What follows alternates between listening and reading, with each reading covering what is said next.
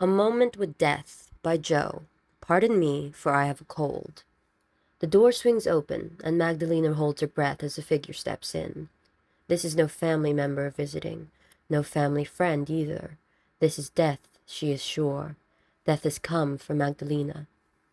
She had lived 80 years now. 4 kids, 9 grandkids, 8 living ones. She had earned millions by the hundreds, had a legacy to leave, and had no plans to leave anything to any of them. But she still did not want to leave yet. She was strong, beautiful, and strong-minded. Death walked closer.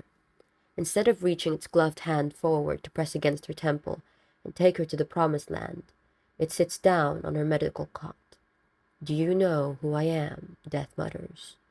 "I know what you are," Magdalena says, with a voice full of firmity, not at all betraying her true feelings. Death nods resolutely. "Are you satisfied with your life?" it asks. The grandmother sits herself up from the hospital bed, grounding herself through the sound of her own heartbeat in the monitor. "I'm not dead yet," she reminds. "I am," she says with a head held high. Death hums. They're both stalling for time. Time to live. Time not to kill. And time not to die.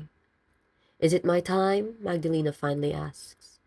Truthfully, she is scared. Scared of living after meeting death.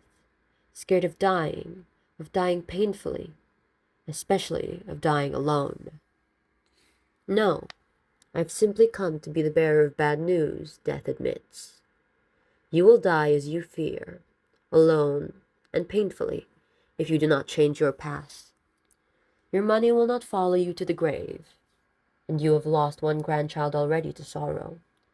I will not watch you lose another before you die as you neglect your family any further," Death says in a matter-of-fact tone. "My family loves me," the grandmother argues.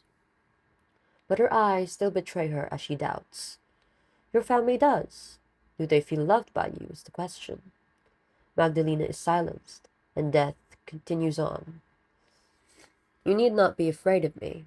I will come as peacefully as you let me, but you must let me. You will not die yet.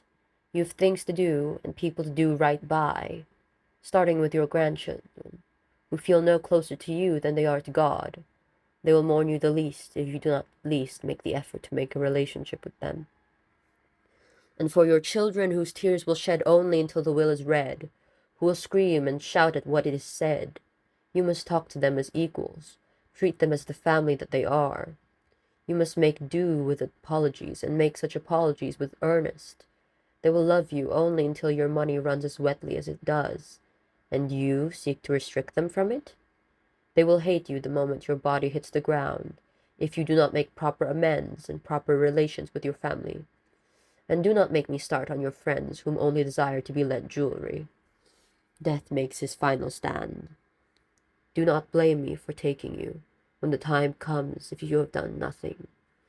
Blame yourself for what you will soon regret."